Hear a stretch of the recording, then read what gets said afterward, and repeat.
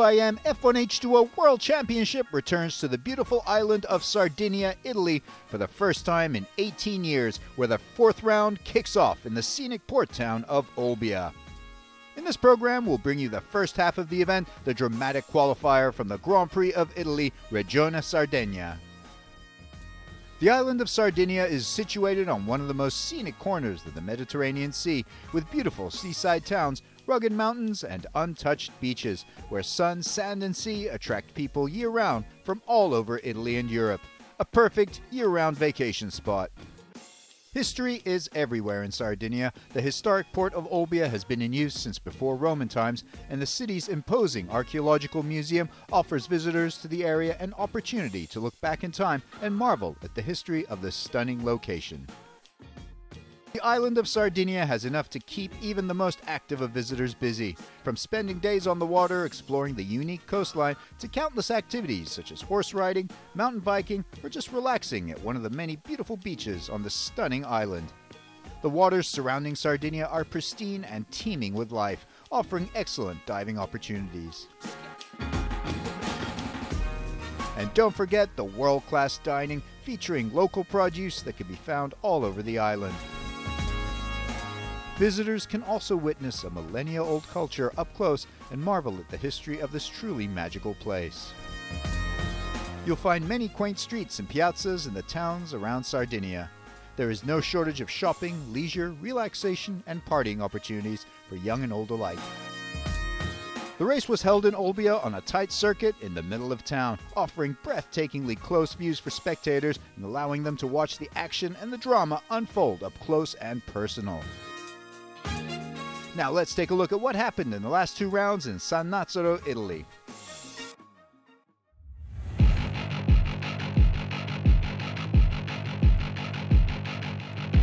The previous round of the F1H2O World Championship was a double-header taking place in Sannazaro, Italy, with the Grand Prix of Regione Emilia-Romagna followed by the Grand Prix of Italy.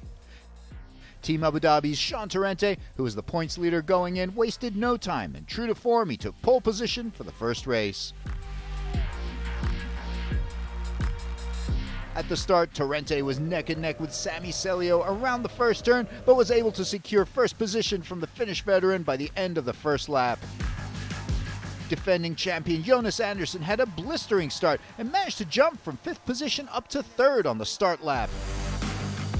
Alec Vekstrom battled in the midfield and was up in P5. Celio was on his way to a points finish, but disaster struck in the form of Marit Stromoy, who mistakenly crashed into him, and both were out of the race. Big mistake. On the restart, there was further drama when Alberto Comparato and Philipp Schiapp collided, resulting in the race being stopped with both drivers out. Torrente held point on his second restart and won his second race of the year with Andersson in 2nd position and Alkamzi managing to move up from 5th position to finish the race in 3rd. However, after the race, it was determined that Alkamzi did not maintain the lane at the start of the race and was given a 1-lap penalty, dropping him to 6th, which resulted in Vekstrom being moved up to 3rd for a well-deserved podium for the rookie. In the pole position qualifier for race 2, Celio was top of the field in Q2 when he lost control and had a crash in his spare boat. Team Sharjah's hopes were now on the rookie driver Ferdinand Zandbergen, and he delivered his first ever pole in a field of masters. He needed this win after he crashed his boat twice the opening event of the season in Macon, France, but could he deliver a race win?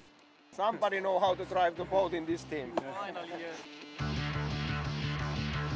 Jonas Andersson jump-started the race, yet a flyer from Zandbergen meant he was still able to get to the commitment buoy in P1, beating Alkamzi into P2. Race 1 winner Torrente, who had a poor qualifying, started in 6th, but then leapt to P4 just in the first lap, then sealed in 3rd by lap 2. Zandbergen led and had the might of Team Abu Dhabi behind him, but he never wavered. The Dutch rookie, in his first pole start in F1H2O, brought home the win to the delight of his team. What a performance from Ferdinand Zandbergen.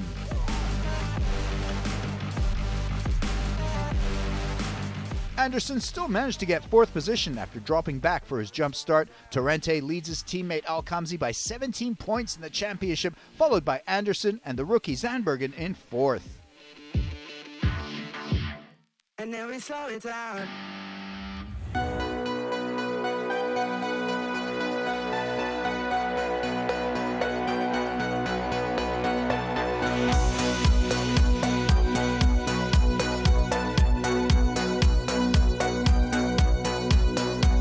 The Grand Prix of Regione Sardegna featured a stacked lineup, 15 drivers from 9 teams, with all the big-name favorites ready to battle it out in the waters off Sardinia. The championship leader heading into the weekend is Sean Torrente from Team Abu Dhabi. He has a 17-point cushion at the top of the standings, and with 20 points up for grabs for the win in Sardinia, another strong showing from Torrente could cement his place at the top.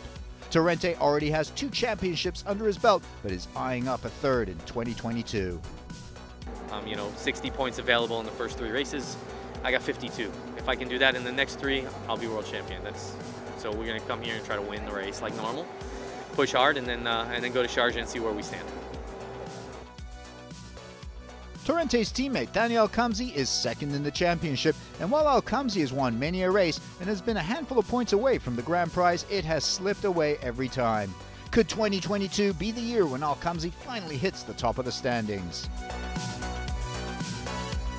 We try our hard to get in 1st or 2nd. We get some points. We need the points for the Sharjah race, and we see if tomorrow happen, we get more points. In 3rd in the championship is the defending champion Jonas Andersson from Team Sweden. Andersson has a very different setup to the powerhouse Team Abu Dhabi. He has no engine tuner or team manager or the big budgets of Team Abu Dhabi. He is a one-man show with a small team and his wife as radio person. What he does have is raw pace. Can he again take it to the big teams and show them what he's made of?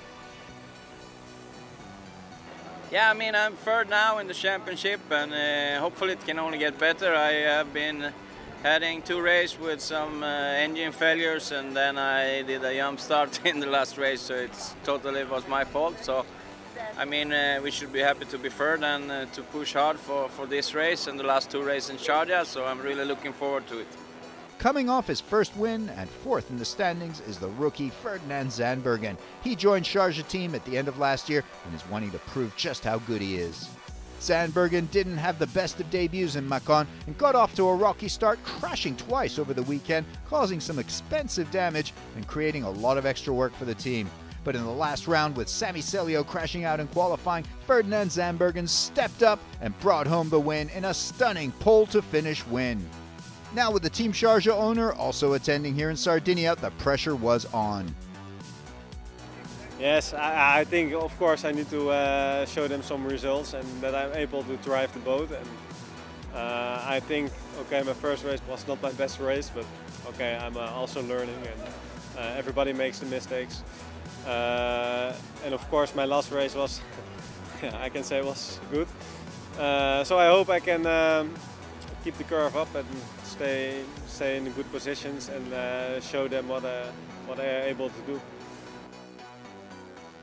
Another rookie facing some high stakes in Sardinia was Alec Bäckström from Gilman Racing.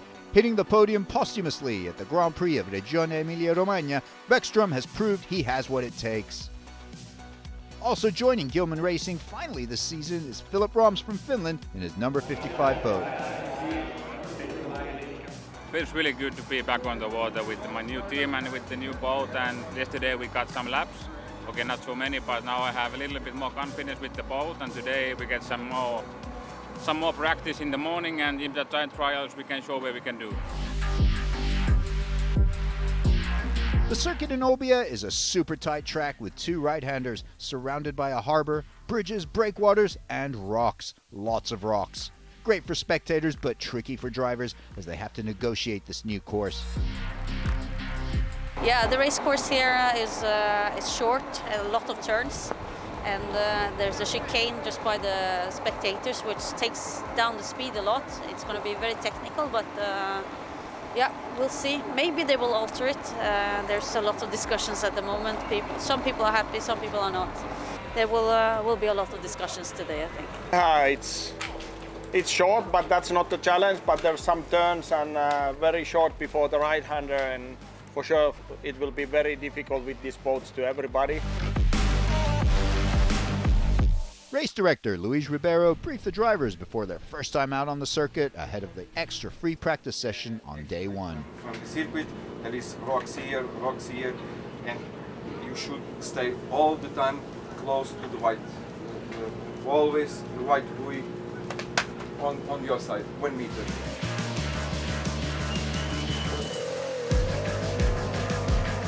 Boats ran the gamut in their first taste of the intensely technical course. Sami Celio was flying through the course but encountered a problem just 20 minutes in and had to be towed back to the pontoon.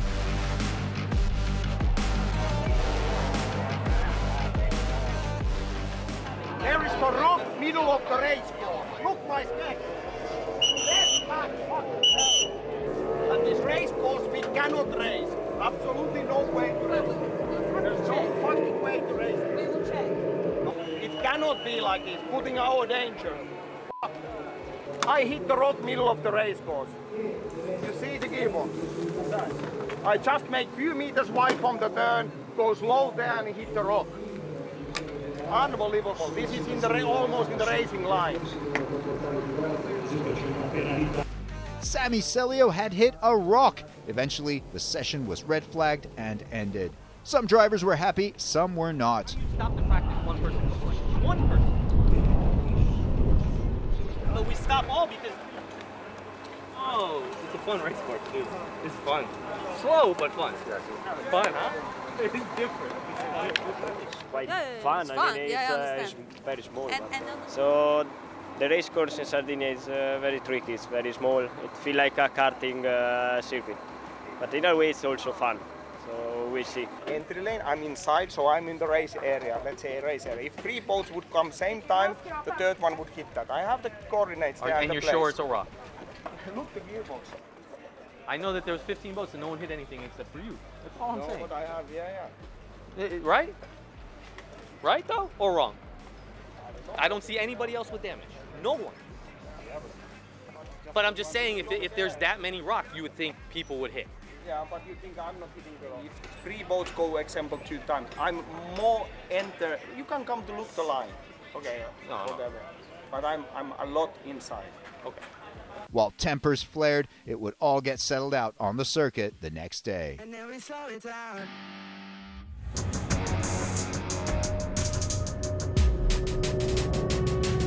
The second day started with free practice 1, the final practice before qualification, where teams and drivers had to nail down their boat and prop setup. Team representative Marit Stromoy was tasked with confirming the course safety and the final layout before practice. we're just altering the course a bit, checking for every possible obstacle in the way, and yeah, we're taking out, smoothing this yellow to make it better, more interesting, safer, and I think it's going to be a good circuit now. Yes. The circuit was modified from the previous day to give drivers more room around turns, and it was shortened at the far end to avoid any rocks. There is a rock, that green buoy, which is inside the circuit, is a rock. The other green buoy marks where we should not go outside. So the other green buoy marks the end of our racing territory, okay? The rescue team, I took them aside of Luis, they say it's good, we've checked all we can check. We can do another check when the tide is lower later, but for now, all we can do is go. Okay, from all we know now, we will start in 7 minutes, but that will take some time, so just be patient. Okay? So, I guess unfortunately I did already. I apologize to Sammy. He was correct in that he did hit something that was there. They've made some changes today, and I don't know, I just want to go qualify. Let's go racing. When you whinge all the time, sometimes it's true. It's the boy who cried wolf, unfortunately. But I did apologize. I said, my bad, Sammy, you were right. It's, let's say, almost the best what we can have here. Maybe slightly modification still needed, but for sure it will be better than yesterday. Drivers had just this remaining session to figure out the fastest race around the circuit. To the delight of the locals, it was Italian Alberto Comparato who was laying down the fastest times, and ultimately nobody was able to come close to his time of 30.20 seconds. He will definitely be the one to watch out for in the qualifying session. Trying some prop, I think we find a good one for the race and a good one for the qualify. But it will be tricky because now we were quite alone, and after Q1, Q2 will be really difficult. I think we found something, that's for sure. The race course is short for sure, a lot of turns, but it's different. It's quite funny actually. Okay, wish I had some more top speed one place at the circuit, but no, I think we found a good setup, and I feel good now.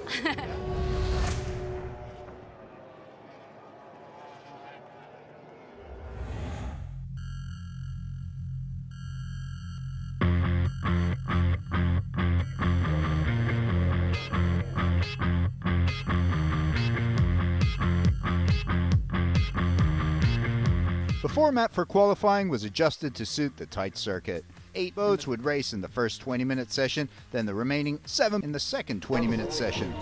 The top 6 fastest boats would then have 15 minutes to race against the clock, all on the course at the same time instead of the usual one-by-one shootout session, which some drivers preferred. You fucked it up. Merritt fucked it up, everybody. I don't think it was hard. I think it was tight, but not hard. Hey, but the people who like shootout, we can go shootout. And you guys can go regular. Hey, problem solver, world champion. Not problem solver.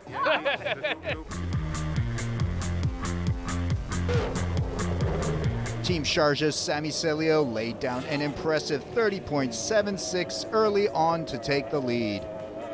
Alberto Comparato was struggling to find his pace. From free practice earlier, he was unable to unseat Celio.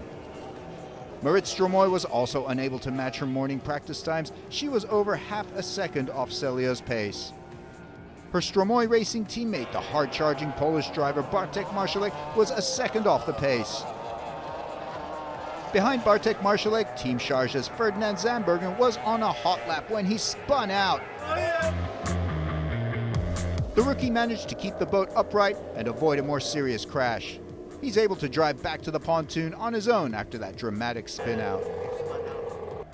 With about 10 minutes to go in the session, his team had to hustle to get Zandbergen back in the session to see if he could match his previous pole win.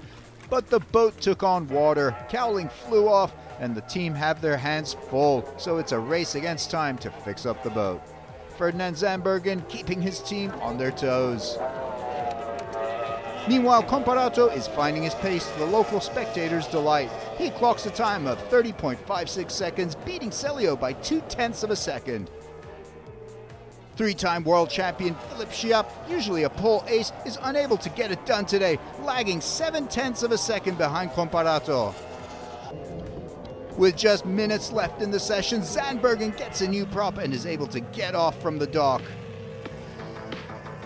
He starts his hot lap and blazes past the crowds, but just half a lap later, his throttle gets stuck and he has to shut off the engine. Huge disappointment after a mammoth effort from the team. Q1 Session 1 results. Comparato comes first, followed by Celio, then Vekstrom in third. Stromoy is fourth and could still find a way into the final session if her time remains in the top 6 after Session 2. It was not a completely horseshit lap, it was only 2/10 from Comparato, so it was decent with the setup we have. Now we have to wait for the other guys. If they go faster than us, also Comparato can drop out from Q3. Session 2 has some big hitters. Both Abu Dhabi boats feature, as well as defending champion Jonas Andersson, who's always hard to beat. Team Sweden's Jonas Andersson hits the circuit right out of the gate. He's fast and steady and sets his personal best time of the day and beats Celio's time from the previous session by over 0.2 of a second, 30.52. But he pulls into the pontoon with technical problems. Could his session be over already? His teammate, the rookie Kalle Vipo in the number 2 boat, is not so fast, about a second off the pace. Veteran Duarte Benavente of F1 Atlantic team isn't having the best of sessions and is unable to break under 32 seconds. Maverick team's French driver Cedric Deguin is also off the pace at 32.66. but ahead of his teammate Alex Bourgeot. Torrente is getting decent laps in, hovering in the top 3, but is unable to beat Comparato or Anderson. His teammate Dani Alcamzi is similar and running lap after hot lap to nail down the top speed. The drivers from Session 1 watch the boats from the pontoon and are not happy with Alcamzi's pushing out to the boundaries of the course before starting his hot lap. Outside, look, Tani.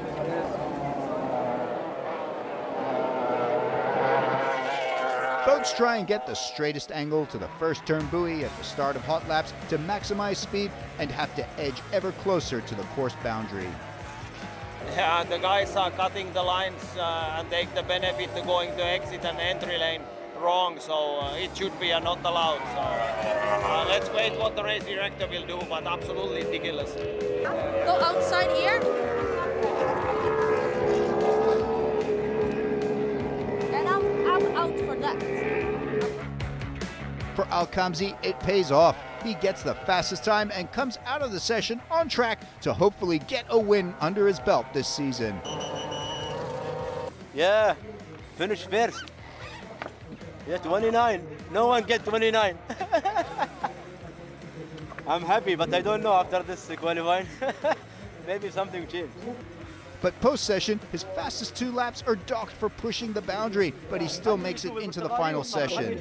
So the top 6 who make it into Q2, Jonas Anderson leads but has major electrical problems. Comparato is in second. Torrente lands in P3 but unable to find the speed to beat the rookie. Complain, everyone complain, no problem. After the race finish, let everyone complain. Anderson is unable to fix the boat on the pontoon and has to crane the boat to the dry pit and hopefully find a fix before the 15-minute final qualifying session ends. They manage to get the boat out, find the electrical gremlin, test it, and get it back in the water before the final session begins. Amazing hustle by the Team Sweden crew. So here we go with Q2, where the top 6 will battle it out on the water to see who can grab the coveted pole position. Anderson is out and on a hot lap. He comes out swinging and is back at the top early in the session. Alcamzi has brought his A game to Olbia. The team hold their breath as the veteran takes on the fast circuit. And wow, what a lap time! 29.92 seconds, the first person to break the 30-second mark. Comparato is made for this kind of course with tight turns and chicanes. He blasts through but can't break under the 30 seconds. He's close though, 30.13 and into provisional second place. Alcamzi is happy to prove himself after the Q1 controversy. He waits on the pontoon. Team Sharjah are hoping for big things from Sami Celio. He clocks a personal best but is unable to break into the top 3. Torrente is also struggling, running over 20 laps in an effort to nail a pole which would surely mean a win on this tight circuit. But for now, P3 is the limit. The rookie, Alec Vekstrom, is struggling with a limited prop choice and must find the speed some other way. And with just minutes remaining in the session, he heads out and is on a personal best lap. As he nears the finish line, Torrente is starting a hot lap to Vekstrom's starboard side. Vekstrom slows down to avoid a potential crash and loses the lap. Here we see it again from above. Vekstrom slows and then blasts through Torrente's wash. With under a minute to go till the end of the session, Jonas Anderson, now in P4, tries until the end to move up the ladder board, but to no avail. So it's Alcamzi who does it. He takes pole with a stunning time of 29.92 seconds, and he'll sit on pole position, making him the favorite going into the race. You know when I told you before I go, there is two speak, huh? No need speak. After the race. Alcamzi will start on pole ahead of local favorite Comparato. Torrente is in P3, Jonas Anderson landed in 4th, Sami Celio 5th, and Alec Vekstrom rounds out the top 6. I have good timing, I'm happy. Tomorrow you have race, we focus on the race tomorrow, and they keep same my number. 1. I apologize. Yeah. But the post-qualifier drama continues between Vekstrom and Torrente. It's not correct. Great job. Is that correct? It's okay. If you don't do it again, I said I apologize. Yeah. That's all I could do. Congrats. I didn't do it on purpose. Yeah, I know. Okay. You have also the radio guy. It's not only But you. I didn't do it on purpose. Yeah. I'm trying to make a lap, not your lap. Yeah, but I just Okay. want to be clear, not in the future, because my options is to go and whine to Lewis or start doing it myself. But I don't want to start doing it myself like you said last time. Yeah. So for me... So we call it even then, because last time you f***ed me. Perfect. Sees you and you get a yellow card. Do we race in Sharjah? No. Okay, so there's reasons for everything, huh? I'm one yellow card away from 1 year's, like, taking my license away. Why? Because I'm from F4, so I only have 2 yellow cards, and last year in Portugal I crashed with Sami, and for some reason they blamed me and gave me the yellow card. I need to finish this race without any trouble, and then I'm clean. Team Abu Dhabi and Al-Kamzi on a high going into the race, but behind them a highly motivated field intent on ruining their plans. Join us for the exciting conclusion of the Italian Grand Prix of Regione Sardegna in the next show.